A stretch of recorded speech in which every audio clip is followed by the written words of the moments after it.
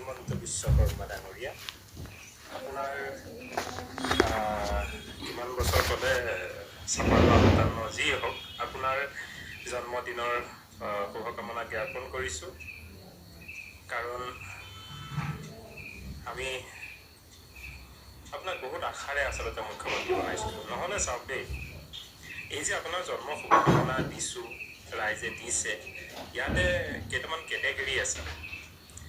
কিছুমান আছে আপোনাৰ দলীয়, কিছুমান আছে আপোনাৰ অন্ধভক্ত, কিছুমান আছে কিবা লালসাত কেৱল আপোনাক তৈলমৰ্দন কৰি থকা, সেইখিনি আপোনাৰ এঠাই গোপন। পিছে আমি আপোনাৰ এনে শুভাকাংক্ষী যি অসমৰ প্ৰকৃততে উন্নতি বিচাৰোঁ। আমিও আপোনাৰ জন্মদিনৰ শুভাশীষ জ্ঞাপন কৰিছোঁ।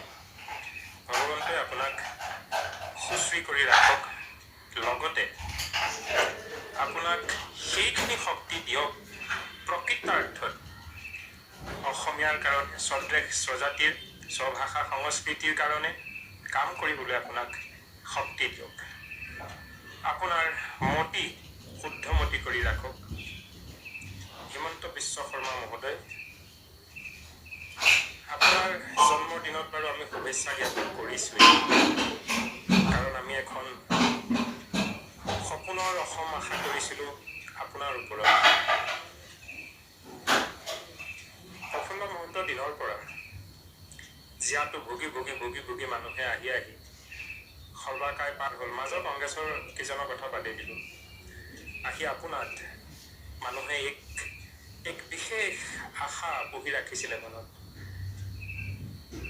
বিদেশী বিতৰণ হ'ব, অসম বিদেশী মুক্ত অসম হৈ আপোনালোকেও জ্বলাই ৰাখিব। অসমৰ জাতি মাটি ভেটি যিটো ভাষা আমাৰ ভুগিছোঁ, তাৰ প্ৰতি আপোনালোকে পদক্ষেপ ল'ব। কিন্তু মহাশয়, NRCৰ যি মূল উদ্দেশ্য আছিল, NRCৰ প্ৰতি আপুনি পিঠি দেখুৱাই ৰাখিছে। বিপৰীতে আপুনি হিন্দুত্ববাদৰ নামত আপুনি বেকা জাপি দিলে। লগতে আপুনি মহাশয় অসমীয়া 5জন ডেকাক গুলীয়াই হত্যা কৰে। এই 5জন ডেকাৰ জন্মদিন কেতিয়া আপুনি বাৰু জানেনে?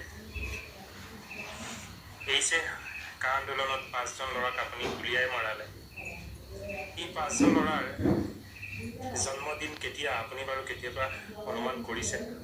তেওঁলোকৰ পৰিয়ালত সুধিবচোন। তেওঁলোকৰ যেতিয়া জন্মদিন আহে, সেইটো চাগে একোৰাটো ডাঙৰ জুই। তেওঁলোকৰ মৃত্যুদিনটো আপোনাৰ মনত থাকিব লাগিব নিশ্চয়। অলপ অনুমান কৰকচোন, সেই কেইখন গৃহস্থই, সেই কেইটি পৰিয়ালে কি সুখত বা এমুঠি খাইছে। মহাশয়, আপুনি অসমৰ মুখ্যমন্ত্ৰী, সাংগে পাংগে কিবা পোৱাৰ আশাত বহুতে আপোনাক হিয়া উজাৰি দিব, ডাঙৰ ডাঙৰ মাছ কাছ কিবা কিবি লৈ যাই দিব, বহু আপোনাক ফুলৰ গোন্ধ নোহোৱা বকে দিব। কিন্তু মহাশয়, কেইটি পৰিয়ালত গৈ এবাৰ খবৰ ল'বচোন। গতিকে মহাশয়, আপুনি ক্ষমতাত আছে, পাৱাৰত আছে, স্বাৰ্থত সকলোৱে আপোনাক হিয়া উজাৰি সমৰ্থন কৰিব। কিন্তু আপোনাৰ এই যিবোৰ হিন্দুত্ববাদৰ নামত অসমক আপুনি জনাঞ্জলি দিবলৈ গৈ আছে, অসমক লীলাম কৰিবলৈ গৈ আছে,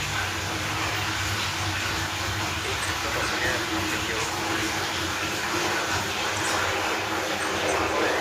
আপোনাৰ দলীয় কোনোবাই আপোনাৰ জন্মদিন পতাটো সাধাৰণ কথা বুলি যেনেদৰে বুজাই দিছে। আপুনি এনেকুৱা কেতিয়া হ'ব মহাশয়, য'ত সমগ্ৰ অসমে আপোনাক আপোনাৰ জন্মদিন পাতিব?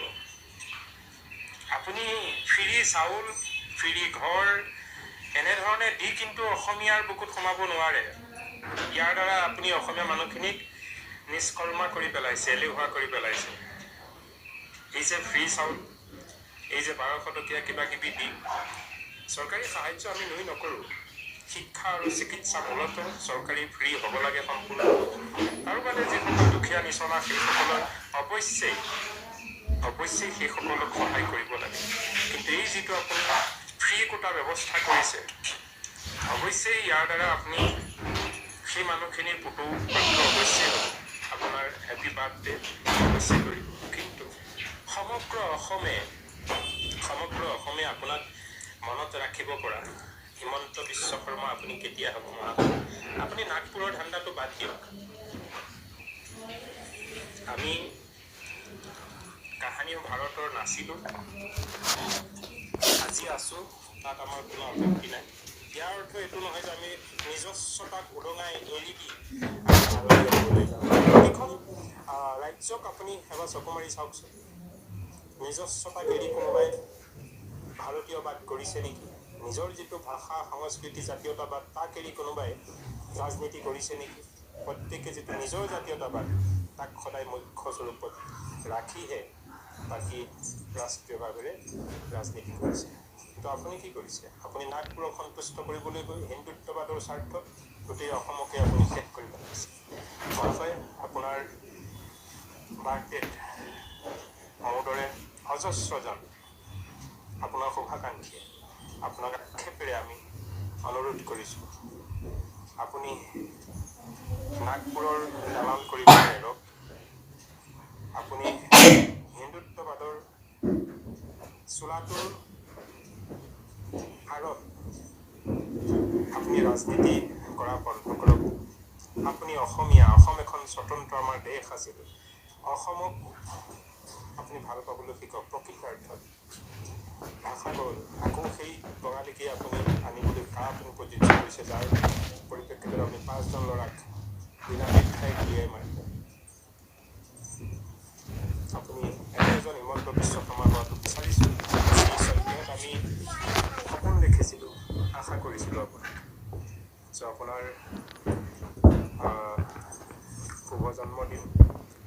এই প্ৰাক্ষণত আপোনালৈ আমি অনুৰোধ কৰিছোঁ, আপুনি সমগ্ৰ অসমৰেই হিমন্ত বিশ্ব শৰ্মা হ'বলৈ আপুনি চেষ্টা কৰক।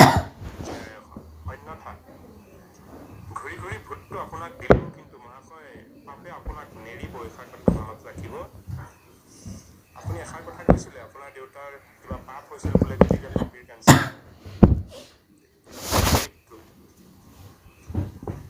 কোন লেভেলত যাব সেইটো আমি আশা নকৰোঁ, তেনেধৰণৰ দুৰ্ভাগ্য মৃত্যু হওক কাৰোবাৰ।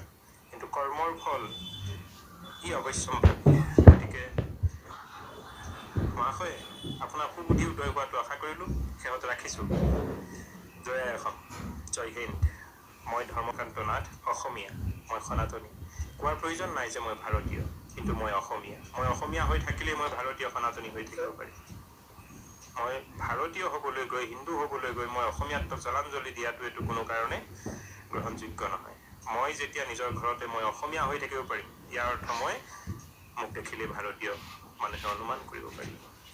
ৰাখিছোঁ। জয় আই অসম।